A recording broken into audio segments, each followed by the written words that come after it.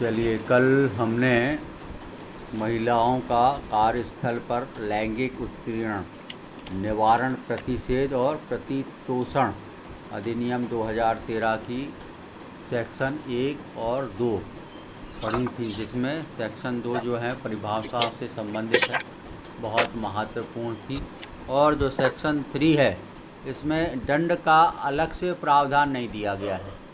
इसमें क्या बताया गया है कि जो दंड प्रक्रिया संहिता में जिस प्रकार से है, उसी के लिए यहाँ पे दंड बनाया गया है ना। तो चलें इसमें देखें क्या है सेक्शन 3। एक मिनट कोई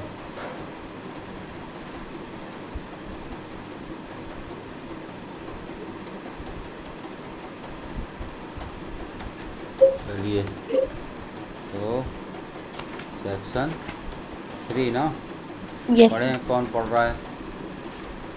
तबीयत आप पढ़ रहे हो। सेक्शन 3 लैंगिक उत्पीड़न से निवारण। फर्स्ट, किसी भी महिला का किसी कार्यस्थल पर लैंगिक उत्पीड़न नहीं किया जाएगा। हाँ, यहाँ पे यह कहा गया है कि और आप बुक से पढ़ रहे हो कि जो ये दिख रहा है उसमें से पढ़ रहे हैं? मैं बुक से पढ़ रही हूँ। अच्छा, वैसे ही लिखा है इसमें। हमारी किताब में लिखा था लैंगिक उत्पीड़न के लिए दंड, है ना, यार यहाँ पे अब निवारण लिखा है ना। जी। और दंड विधि संशोधन अधिनियम 2013 की धारा 7 द्वारा भारतीय दंड संहिता में नवीन धारा 354 को अंतर स्थापित कर लैंगिक उत्पीड़न के अपराध को स्पष्ट करते हुए दंडनीय बनाया गया है। उसके अनुसार कोई पुरुष जो निम्नलिखित में से कोई कार्य द्वारा अपराध कारित करेगा, वह कठोर कारावास से जिसकी अवधि 3 वर्ष तक की हो सकेगी या जुर्माना से या दोनों से दंडित किया जाएगा, है ना। यहाँ पे क्या लिखा है? किसी भी महिला का किसी कार्यस्थल पर लैंगिक उत्पीड़न किया जाएगा या विद्यमान है या उससे संबद्ध है या लैंगिक उत्पीड़न की कोटि में आ जाएगी। तो क्या है, पहला क्या है? सर पहला सर सेकंड पढ़ती इसमें, फिर उसमें फर्स्ट दिया है। अन्य परिस्थितियों के साथ ही निम्नलिखित परिस्थितियों को यदि लैंगिक उत्पीड़न के किसी कार्य या आचरण के संबंध में उत्पन्न होती है या विद्यमान है या उससे संबंधित है, लैंगिक उत्पीड़न माना जा सकेगा। फर्स्ट, उसके नियोजन में अधिमानी व्यवहारिक का अंतर्निहित या स्पष्ट वचन देना, या सेकंड, उसके नियोजन में अहितकर व्यवहार का अंतर्निहित या स्पष्ट धमकी देना, या थर्ड, उसकी वर्तमान या भावी नियोजन की परिस्थिति के बारे में अंतर्निहित या स्पष्ट धमकी देना, या फोर्थ, उसके कार्य में हस्तक्षेप करना या उसके लिए अभित्राश्रय या आपराधिक या शत्रुतापूर्ण कार्य वर्तमान सर्जित करना, या फिर उसके स्वास्थ्य या सुरक्षा को प्रभावित कर सकने वाला अपमानजनक आचरण करना। मेरे ख्याल से कुछ अमेंडमेंट करके इनमें ये 1 2 3 4 चीज़ों को जोड़ दिया गया है। और जो पुरानी बुक है उसमें तो यह कहा गया है कि दंड संहिता जो है उसकी जो 354 है, वो वाले जो अपराध हैं उनके लिए वहाँ पर ही कार्रवाई करने के लिए बात कही गई है। तो यहाँ पे ऐसा लिखकर शायद आगे और दूसरी सेक्शन में इसके दंड के बारे में भी बात कही गई थी। केवल यहाँ पर निवारण की बात कही गई है कि कैसे उससे निवारित किया जाए। तो यहाँ पे उसके नियोजन में अभिमानी व्यवहार का विवक्षित या सुस्पष्ट वचन देना, यानी यहाँ पे जो नियोजक है, जो नियोजक करता है, उसके बारे में, उसके व्यवहार के बारे में कहा गया है, जो अप्रत्यक्ष रूप से, विवक्षित रूप से या सुस्पष्ट वचन देना, यानी इसके कोटि में आ सकेगा। और कोई नियोजन में आहित व्यवहार के विवक्षित या सुस्पष्ट धमकी देता है, यानी कोई नियोजन में के जो व्यवहार हैं वो अहितकर, यानी उसके जो हित हैं उनको प्रभावित करने की कोई इस प्रकार की धमकी देता है, या उसके वर्तमान या भावी नियोजन की परिस्थिति को विवक्षित या सुस्पष्ट धमकी देना। यानी यहाँ पे कोई व्यक्ति जो है, जो नियोजन में है ना, जो महिला इस प्रकार के नियोजन में है वो उसको यानी डिमोशन कर दिया जाए, है ना, उसे कम, उसकी जो स्टेटस है उसको कम करने के लिए या तो उसको यानी इनडायरेक्टली विवक्षित या सुस्पष्ट या स्पष्टता ऐसी कोई धमकी देता है, और उसके कार्य में हस्तक्षेप करना, जो उसमें जो जो उसे कार्य दिया गया है उस कार्य में हस्तक्षेप करना, और अभी त्रासमय या संतायमय या प्रतिकूल कार्य वातावरण सृजित करना, या वहाँ पे उसे तंग करने के लिए अभी त्रासमय या संतापकारी या प्रतिकूल इस प्रकार का वह वातावरण कोई सृजित करता है, या उसके स्वास्थ्य या सुरक्षा को प्रभावित करने की संभावना वाला कोई अपमानजनक व्यवहार करता है। तो ये किन बातों ये सब बातें किस में आएंगी? लैंगिक उत्पीड़न की कोटि में आ सकेंगी। और यह भी कहा गया है कि किसी भी महिला का किसी भी कार्यस्थल में लैंगिक उत्पीड़न नहीं किया जाएगा। और कौन कौन सी चीज़ें ये लैंगिक उत्पीड़न में आएंगी, कौन कौन से कार्य या आचरण आएंगे, उनके बारे में 1 2 3 4 5 बातें यहाँ पे बताई गई हैं। चलिए इसके बाद हम क्या पढ़ेंगे? अध्याय 2। अध्याय 2 आंतरिक परिवार समिति का गठन। सेक्शन 4 आंतरिक परिवार समिति का गठन। फर्स्ट, किसी कार्य स्थल का प्रत्येक नियोजक लिखित आदेश द्वारा आंतरिक परिवार समिति नामक एक समिति का गठन करेगा। यहाँ पे आंतरिक परिवार समिति की गठन के बारे में बात की गई है कि जैसा कि हमने देखा था, है ना, पीछे की सेक्शनों में, कि वहाँ पे एक परिवार समिति हर जगह पे गठित की जाएगी। कार्यस्थल की परिभाषा हमने देखी थी, कार्यस्थल में क्या क्या बात आती हैं। तो उन कार्यस्थलों की बात करते हुए यहाँ बताया गया है कि कार्यस्थल का प्रत्येक नियोजक, यानी जहाँ पे भी जो कार्यस्थल है, और नियोजक की भी परिभाषा जैसे ऊपर दी गई है, नियोजक लिखित आदेश द्वारा, यानी एक आदेश जारी करेगा, उस आदेश के द्वारा क्या करेगा? आंतरिक परिवार समिति नामक एक समिति का गठन करेगा। यहाँ पे हर एक जो कार्यस्थल हैं वहाँ के नियोजन के एक कर्तव्य, यहाँ पे ड्यूटी दी गई है कि वह अपने लिखित आदेश द्वारा एक आंतरिक परिवार समिति नामक समिति का गठन करेगा। और यहाँ परंतु में क्या दिया गया है? परंतु जहाँ कार्यस्थल के कार्यालय या प्रशासनिक यूनिट भिन्न भिन्न स्थानों या खंडीय या उपखंडीय स्थलों पर स्थित है, वहाँ आंतरिक समिति सभी प्रशासनिक यूनिटों या कार्यालयों में गठित की जाएगी। और अब यहाँ पे कार्यस्थल में जो नियोजक हैं उसकी कई जगह पर शाखाएं हैं, कई यूनिट हैं, और विभिन्न स्थानों पे कई स्तरों पे है, जैसे कि ब्लॉक स्तर पे है, फिर जिला स्तर में उनको कोऑर्डिनेट करने के लिए, उनको सुपरवाइजर करने के लिए बड़ी समिति, बड़ा नियोजन है। इस प्रकार से अगर कई नियोजन हैं तो वहाँ पे हर एक नियोजन में इस प्रकार की आंतरिक परिवार समिति का गठन किया जाएगा, है ना। अब क्या है, क्या बोल रहा है?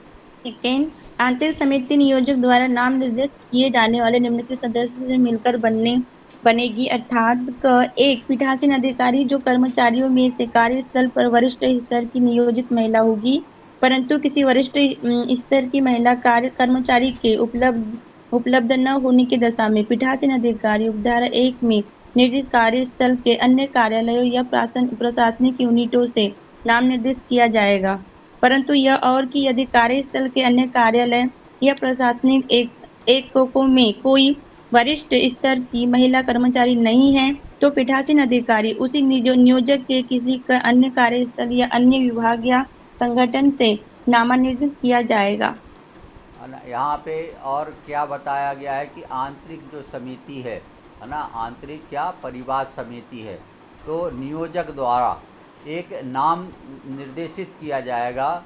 किसके लिए एक नाम निर्देशित किया जाएगा, है ना? नियोजक द्वारा कई नाम, यानी नाम निर्देशित किए जाएंगे, और उन नाम निर्देशित किए जाने पर इस प्रकार की समिति का गठन होगा। इसका क्या मतलब है? तो यहाँ पे बताया गया है, एक उसमें पीठासीन अधिकारी होगा, जो कर्मचारी वहाँ कार्यस्थल में ज्येष्ठ यानी सबसे सीनियर है, और महिला जो सबसे सीनियर महिला है उसे क्या बनाया जाएगा? पीठासीन अधिकारी बनाया जाएगा।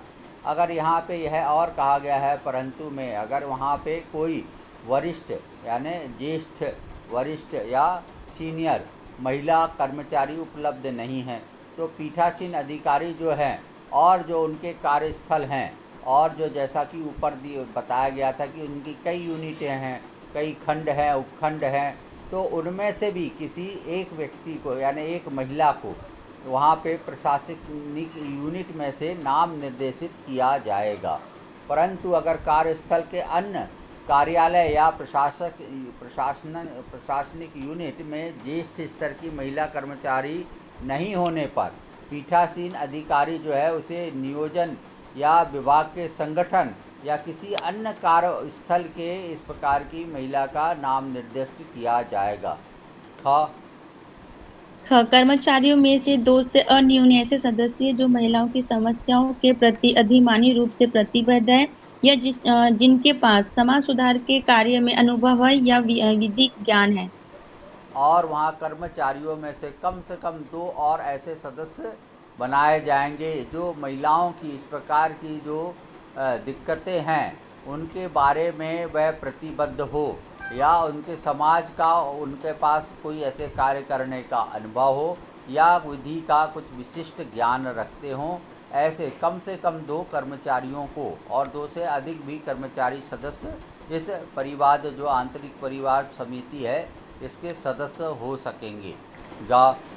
गैर सरकारी संगठनों या संगमों से ऐसे एक सदस्य जो महिलाओं की समस्याओं के प्रति प्रतिबद्ध है या ऐसा कोई व्यक्ति जो लैंगिक उत्पीड़न से संबंधित मुद्दों से परिचित है, परंतु इस प्रकार नामनिर्देशित कुल सदस्यों में से कम आधे सदस्य महिलाएं होगी। यहाँ यह और कहा गया है जो गैर सरकारी संगठन है या कोई इस प्रकार का संगम है या ग्रुप है, समूह है, या ऐसे एक सदस्य जो महिलाओं की समस्याओं से है ना जो है तो इस प्रकार से वो कमिट हैं, प्रतिबद्ध हैं, या ऐसा कोई व्यक्ति जो लैंगिक उत्पीड़न के मुद्दों से सुपरिचित है ना, इस प्रकार से वहाँ पे सदस्य गैर सरकारी संगठनों से भी लिए जाएंगे। परंतु इस प्रकार के नाम निर्देशित कुल सदस्यों में से कम जो आधे सदस्य हैं वो महिलाएं होंगी।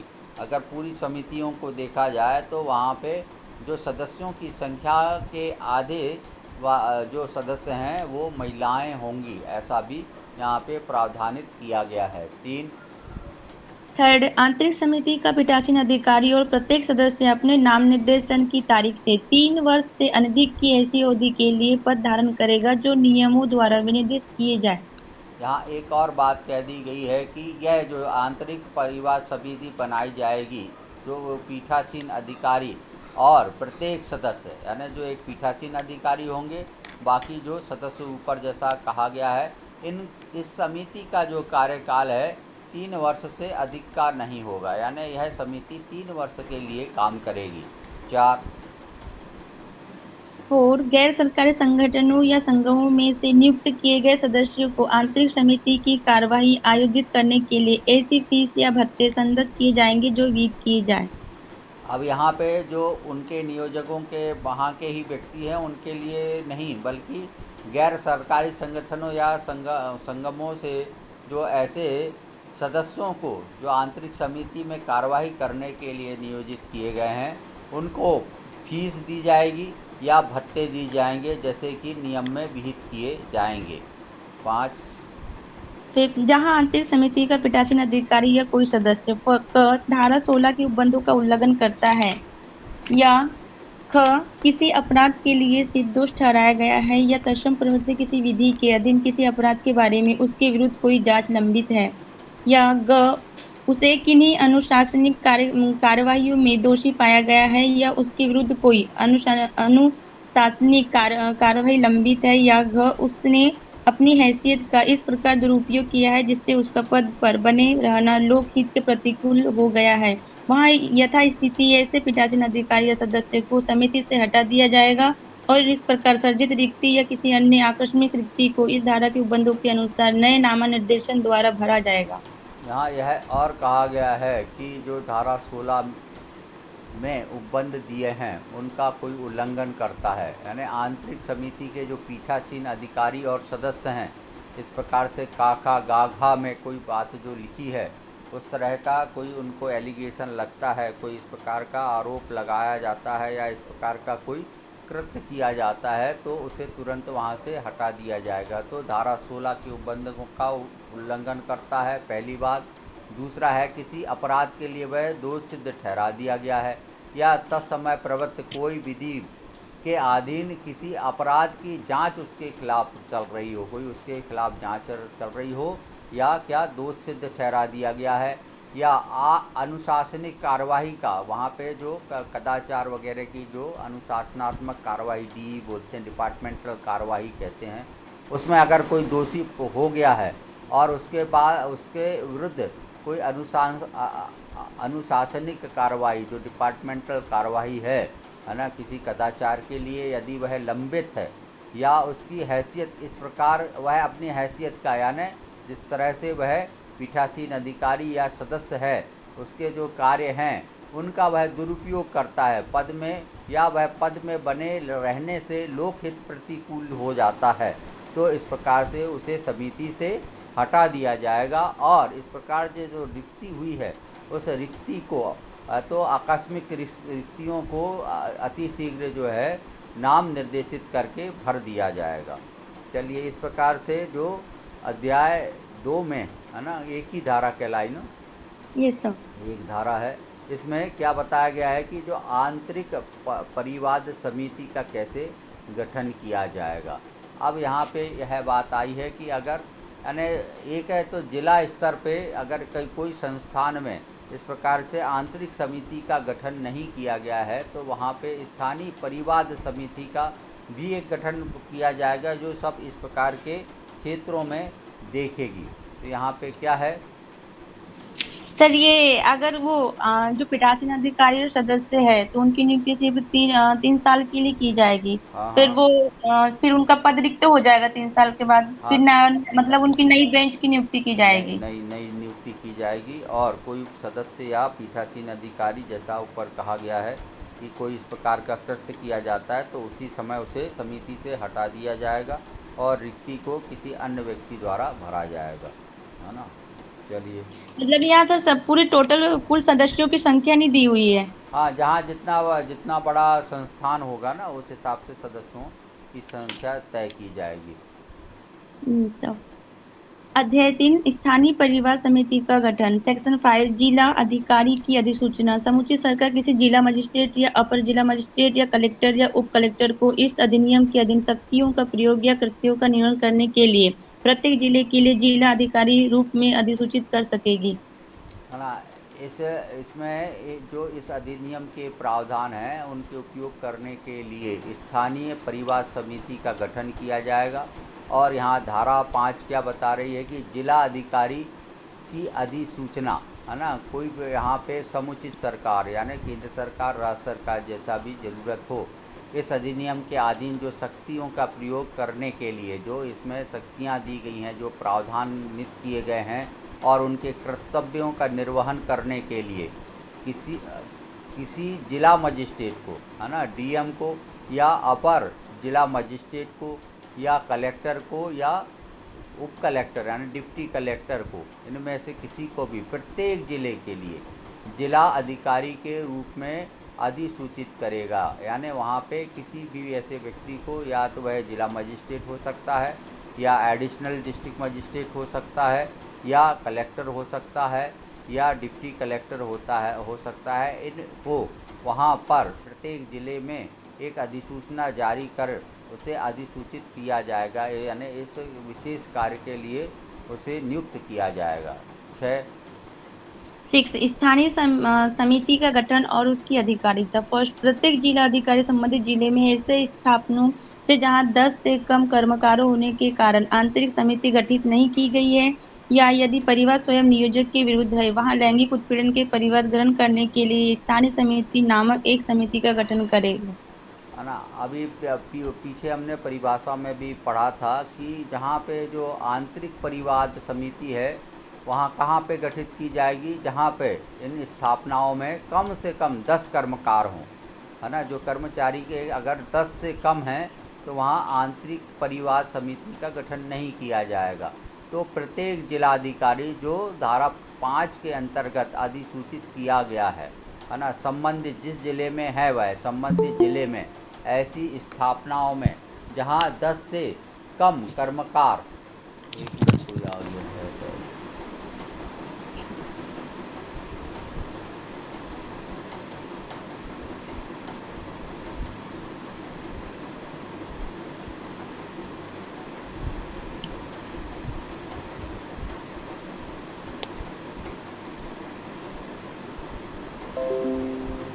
है ना। इस प्रकार से जहाँ पे अगर 10 से कम कर्मकार हैं तो वहाँ पे आंतरिक परिवार समिति नहीं गठित की जाएगी, या परिवार जो है तो नियोजक है ना, वो इस प्रकार का उसके विरुद्ध ही है ना, नियोजक है उसके विरुद्ध ही इस प्रकार का कोई शिकायत आ जाती है तो उनके निवारण के लिए है ना, उनके परिवार को ग्रहण करने के लिए एक स्थानीय परिवार समिति नामक एक समिति का गठन किया जाएगा, है ना। कौन करेगा ये समिति का गठन? प्रत्येक जिलाधिकारी। हाँ, जिलाधिकारी जो अधिसूचित किया जाएगा प्रत्येक ज़िले में वो। और ये जो संगठन है ये गठन जो है समिति, ये जो उनके लिए रहेंगे जहाँ कोई ऐसा नियोजन है, वहाँ पे ऐसा कोई जगह है जहाँ पे नियोजक के रूप के विरुद्ध ही शिकायत की जा रही है, या यहाँ पे कम से कम कर्मचारी जो हैं वो 10 से कम है ना। चलिए 2 पढ़ें। सेकेंड, जिलाधिकारी ग्रामीण या जनजातीय क्षेत्र में प्रत्येक ब्लॉक, तालुक और तहसील में और शहरी क्षेत्र में वार्ड या नगरपालिका में परिवार ग्रहण करने के लिए और 7 दिन की अवधि के भीतर उसे संबंधित स्थानीय समिति को भेजने के लिए एक नोडल अधिकारी को पदस्थ करेगा।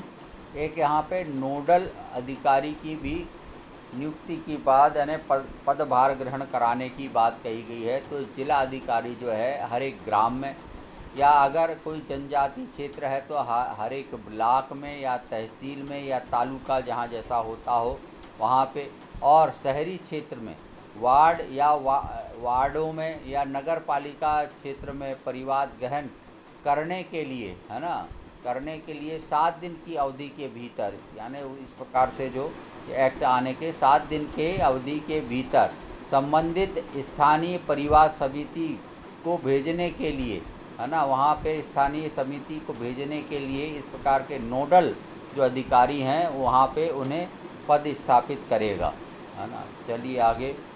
थर्ड, स्थानीय समिति की अधिकारिता का विस्तार जिले के उन क्षेत्रों पर होगा जहां वह गठित की गई है ना। वो कहाँ पे काम करेंगी, कितना उनका क्षेत्राधिकार होगा, तो यहाँ पे यह बता दी गया है जिस जिले में या जिस प्रकार से यहाँ तालुका में या वार्ड में उसे नियुक्त किया गया है ना, तो वहाँ पे यह जो नहीं यहाँ ज़िले में गठित की जाएगी ना, तो स्थानीय परिवार समिति है वो ज़िले में, उन ज़िले क्षेत्र में पूरे ज़िले में वहाँ पे वह कार्य करेगी, है ना। उसका जो क्षेत्र है वह पूरा ज़िला होगा। आगे सेक्शन 7, स्थानीय समिति की संरचना, कालावधि और अन्य निबंधन तथा शर्त। फर्स्ट, स्थानीय समिति जिलाधिकारी द्वारा नाम निर्देशित किए जाने वाले निम्नलिखित सदस्यों से मिलकर बनेगी, अर्थात क, अध्यक्ष जो सामाजिक कार्य के क्षेत्र में प्रख्यात और महिलाओं की समस्याओं के प्रति प्रतिबद्ध महिलाओं में से नामनिर्देशित किए जाएगा, है ना। जो इस प्रकार की स्थानीय परिवार समिति है उसकी क्या संरचना होगी और कितने समय के लिए होगी, क्या उनकी शर्तें सेवा और शर्तें होंगी जिनके आधार पर वह कार्य करेगी, वह धारा 7 में बताया गया है। और यह बताया गया है कि स्थानीय परिवार समिति जो है जिलाधिकारी है ना, जो इस प्रकार की नियुक्ति करेगा वह नाम निर्देशित किए जाने पर निम्नलिखित सदस्यों से मिलकर बनेगी। तो उसमें एक क्या होगा, उसमें जैसे पीठासीन अधिकारी था ना, यहाँ पे क्या होगा, अध्यक्ष होगा। जो कौन होगा अध्यक्ष, वह सामाजिक कार्य का जिसके लिए वह जाना जाता है, विशेषज्ञ के रूप में प्रख्यात है ऐसा कोई व्यक्ति, है ना। और महिलाओं की समस्याओं के प्रति वह कार्य करने के लिए अपने आप को प्रतिबद्ध करता है ना, वो ऐसे व्यक्ति को वहाँ नियुक्त किया जाएगा। और महिलाओं में से नाम निर्देश, यानी ऐसी महिला होगी कोई, है ना, जो इस प्रकार से महिलाओं की समस्याओं के लिए वह कार्य करती रही हो और उनने अपने आप को वचनबद्ध कर लिया हो कि हम महिलाओं के लिए इस प्रकार का कार्य करेंगे, तो किसी ऐसी महिला का नाम अध्यक्ष रूप से वह नाम निर्दिष्ट करेगा, है ना। दूसरा, एक महिला जो जिले में ब्लॉक, तालुक या तहसील या वार्ड या नगर पालिका में कार्यरत महिलाओं में से नामनिर्देशित की जाएगी।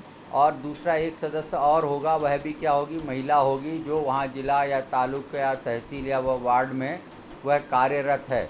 उनमें से एक महिला को भी और सदस्य के रूप से ये वहाँ पे नाम तालुक रख। तालुक को तरजीह बोर्ड ये लग रहा है। महाराष्ट्र में तहसील को तालुका बोलते हैं, क्योंकि ये क्या सेंट्रल एक्ट है, तो वहाँ तहसील को ही तालुका बोलते हैं, है ना। गोंदिया नहीं जाते हो क्या, वहाँ दो लिखा सर रहता है तालुका। चलिए आगे। दो सदस्य जिनमें से कम एक सदस्य महिला होगी, जो महिलाओं की समस्याओं के प्रति प्रतिबद्ध ऐसे गैर सरकारी संगठनों या संगमों में से नामांकित की जाएगी, या ऐसा व्यक्ति जो लैंगिक उत्पीड़न से संबंधित मुद्दों से परिचित हो, जो विहित की जाए। है ना। यहाँ और दो सदस्यों की बात कही गई है, उसमें से कम एक महिला होगी। और ये जो सभी हैं, ये ऐसे अपने आप को वचनबद्ध किए हुए रहते हैं कि वो महिलाओं की समस्याओं के निवारण के प्रति कार्य करेंगे, है ना। और गैर सरकारी संगठनों या इस प्रकार के कोई समूह हैं या कोई ऐसे व्यक्ति हैं जो लैंगिक उत्पीड़न से संबंधित मुद्दों से सुपरिचित हो, ऐसा एक व्यक्ति को भी लिया जाएगा। आगे। परंतु कम से कम एक नाम निर्देशित के पास अधिमानी रूप से विधि की पृष्ठभूमि या विधि ज्ञान हो। परंतु यह और कि कम से कम एक नामनिर्देशित अनुसूचित जाति या अनुसूचित जनजाति या अन्य पिछड़े वर्ग या केंद्र सरकार द्वारा समय समय पर अधिसूचित अल्पसंख्यक समुदाय की महिला होगी। यहाँ और बात यह कही गई है ना, ऊपर कहा गया है कि जो है तो ये जो बातें कही गई हैं, उनमें से जो सदस्यों की जो नियुक्ति की जाएगी, तो उनमें से कम एक व्यक्ति, एक महिला ऐसी भी होना चाहिए कि जिसे विधि का ज्ञान हो, यानी एडवोकेट हो या किसी प्रकार से विधि के कार्य में और उनकी विशेषज्ञता हो, तो एक विधिक ज्ञान वाला होना चाहिए। और दूसरी बात यहाँ पे और कही गई है कि एक अनुसूचित जनजाति से, एक अनुसूचित जाति से, एक पिछड़े वर्ग से, है ना, जिस और एक जो अल्पसंख्यक समुदाय होता है वहाँ की महिला होंगी, है ना। इस प्रकार से अलग अलग जो सदस्य हैं वो अलग अलग कोटे से, कह सकते हैं, आरक्षित रहेंगी। और इस प्रकार से अनुसूचित जनजाति, अनुसूचित जाति, पिछड़ा वर्ग और अल्पसंख्यक और एक विधिक ज्ञान वाले सदस्य हो सकेंगे। चलिए आगे। जिले में सामाजिक कल्याण, महिला और बाल विकास से संबंधित अधिकारी सदस्य पदेन होंगे। जिले के सामाजिक कल्याण या महिला बाल विकास से जो संबंधित अधिकारी हैं, है ना, महिला बाल विकास अधिकारी होते हैं ना, उन्हें पदेन सदस्य, यहाँ पे उन्हें ऑटोमेटिकली वहाँ पे सदस्य बनाया जाएगा। वो पदेन जो भी वहाँ पे पदस्थ होगा वह भी सदस्य होगा, है ना। अब यहाँ पे सेकेंड, स्थानीय समिति का अध्यक्ष और प्रत्येक सदस्य अपनी नियुक्ति की तारीख से 3 वर्ष से अधिक की ऐसी अवधि के लिए पद धारण करेगा, जो जिला अधिकारी द्वारा विनिर्दिष्ट की जाए। हाँ, जैसे अभी ऊपर वाली भी जो समिति हमने पढ़ी थी उसमें भी बताया गया था, और यहाँ पे भी इनका कार्यकाल जो है 3 वर्ष तक का ही होगा, है ना। और जिस प्रकार से अगर जिला अधिकारी जो है विनिर्दिष्ट करे, वो पद का 3 वर्ष तक का धारण करेंगे। अभी आगे क्या कहा गया है। जहाँ स्थानीय समिति का अध्यक्ष या कोई सदस्य क धारा 16 के उपबंधों का उल्लंघन करता है, या ख किसी अपराध के लिए दोषित किया गया है, या तत्सम प्रवृत्ति किसी विधि के अधीन किसी अपराध के बारे में कोई जांच उसके विरुद्ध लंबित है, या ग किन्हीं अनुशासनिक कार्रवाई में दोषी पाया गया है, या उसके विरुद्ध कोई अनुशासनिक कार्यवाही लंबित है, या ग उसने अपनी हैसियत का इस प्रकार दुरुपयोग किया है जिससे उसका अपने पद पर बना रहना लोकहित के प्रतिकूल हो गया है, वहाँ यथास्थिति ऐसे अध्यक्ष या सदस्य को समिति से हटा दिया जाएगा, और इस प्रकार सर्जित रिक्ति या किसी आकस्मिक रिक्ति को इस धारा के उपबंधों के अनुसार नए नाम निर्देशन से भरा जाएगा। जैसा कि अपन ने ऊपर भी पढ़ा था, आंतरिक जो परिवाद समिति है उसमें किसी सदस्य की, या वहाँ पे जो पीठासीन अधिकारी था, यहाँ अध्यक्ष है और कोई सदस्य है, तो इस प्रकार से अगर धारा 16 का कोई उल्लंघन करता है या कोई दोष सिद्ध हो जाता है, या तत्समय प्रवृत्त किसी विधि के अनुसार उसके खिलाफ अपराध की जांच लंबित हो, या वह किसी वहाँ पे अनुशासनात्मक कार्रवाइयों का दोषी होता है, या इस प्रकार की कोई अनुशासनिक कार्रवाई उसके खिलाफ लंबित है, और अपनी हैसियत का जो है ना इस प्रकार से अध्यक्ष है या सदस्य है उसकी हैसियत का वह दुरुपयोग करता है, और वह अगर ऐसे करने से अपने जो पद पर बने रहना उनका लोकहित के प्रतिकूल हो जाता है, तो इस प्रकार से उसे हटा दिया जाएगा। और हटा देने के बाद जो भी वहाँ पे रिक्तियाँ होंगी उन रिक्तियों को यथाशीघ्र भर दिया जाएगा, है ना। चलिए 4 भरें। स्थानीय समिति का अध्यक्ष और उपधारा 1 के खंड ख और खंड ग के अधीन नामांकित सदस्य से भिन्न सदस्य स्थानीय समिति की कार्रवाई के आयोजन के लिए ऐसी फीस या भत्ते के लिए हकदार होंगे जो विहित की जाए। यहाँ पे यह और कहा गया है कि स्थानीय समिति का जो अध्यक्ष है ना, उपधारा 1 वो खंड के खंड खा और घा के अधीन जो नाम निर्दिष्ट सदस्य से भिन्न है, यानी खा और घा में जो नाम निर्दिष्ट सदस्य हैं उन्हें नहीं, और बाकियों को जो है इस प्रकार के जो स्थानीय कार्यवाही में वो भाग लेते हैं तो उन्हें इस प्रकार की कोई फीस है या कोई भत्ता दिया जाएगा जैसा विहित किया जाए, है ना। चलिए आगे पढ़ें। सेक्शन 8 अनुदान और संपरीक्षा। फर्स्ट, केंद्र सरकार संसद द्वारा इस नियमित विधि द्वारा किए गए सम्यक विनियोग के पश्चात राज्य सरकार को धारा 7 की धारा 4 में निर्दिष्ट फीसों या भत्तों के संदाय के लिए उपयोग किए जाने के लिए ऐसी धनराशि के अनुदान दे सकेगी जो केंद्र सरकार ठीक समझे। यहाँ पे यह बताया गया है जो केंद्र सरकार के जो है संसद है इसमें इसके लिए कोई विधि है ना, इसके लिए कोई विधि बनाएगी जिसमें सामयिक विनियोग के पश्चात जो धारा 7 के 4 में दिया गया है जो इस प्रकार के जो फीस हैं या भत्ते हैं उनके संदाय या उपयोग करने के लिए जो धनराशि है सरकार जो है इस प्रकार से गठित कर अनुदान में देगी, है ना। इनमें जो ये भत्ते हैं या ऐसी फीस है इनके लिए केंद्र सरकार अनुदान दे सकेगी। दूसरा, राज्य सरकार एक अभिकरण की स्थापना कर सकेगी और उपधारा 1 के अधीन किए गए अनुदान उस अभिकरण को आवंटित कर सकेगी, है ना। यहाँ पे जो राज्य सरकार है एक अधिकरण की स्थापना भी करेगी जो इस प्रकार के जो अनुदान हैं उसको अंतरित करेगी, है ना। चलिए आगे अधिकरण के बारे में। अभिकरण जिला अधिकारी को ऐसी राशि का संदाय करेगा जो धारा 7 की उपधारा 4 में निर्दिष्ट फीसों या भत्तों के संदाय के लिए अपेक्षित हो, है ना। यहाँ पे जो अधिकरण जो बनाया जाएगा वह जिला अधिकारी को ऐसी राशि जो आगे धारा 7 में जो पीछे अपने धारा 7 में लिखा है ना 4 में जो ऐसी फीस है या भत्ते हैं वह संदाय करेगी, यानी है ना अपेक्षित करेगी। और चौथा, और उपधारा 2 में निर्दिष्ट अभिकरण के लेखाओं को ऐसी रीति में रखा और संपरीक्षित किया जाएगा जो राज्य के महालेखाकार के परामर्श से विहित किया जाए, और अभिकरण के लेखाओं को अभिरक्षा में रखने वाला व्यक्ति ऐसी तारीख से पूर्व जो विहित किया जाए राज्य सरकार को उसके द्वारा लेखाओं की संपरीक्षित प्रति उसके संबंधित संपरीक्षक की रिपोर्ट के साथ प्रस्तुत करेगा, है ना। इस प्रकार का जो अनुदान की राशि मिलेगी और कहाँ कहाँ पे कितना कितना खर्च हुआ है और कहाँ से कितना अनुदान मिला है ना, इसके बारे में एक अकाउंट रखने के लिए भी यहाँ पे तो व्यवस्था की गई है कि ये अभिकरणों के लेखाओं को ऐसी रीति से जो इस प्रकार से संपरीक्षित किया जाएगा जो राज्य का महालेखाकार होता है ना, ट्रेजरार होता है, कि परामर्श से विहित की जाएगी, और वह जिस प्रकार से किस प्रकार के लेखे रखे जाएंगे उसके बारे में बताएगा, और ऐसी तारीख भी निर्धारित की जाएगी कि इस तारीख को इस प्रकार के लेखाओं का ऐसी रिपोर्ट वह प्रस्तुत की जाए, है ना। चलिए अब आज के लिए मेरे ख्याल से, है ना, इतना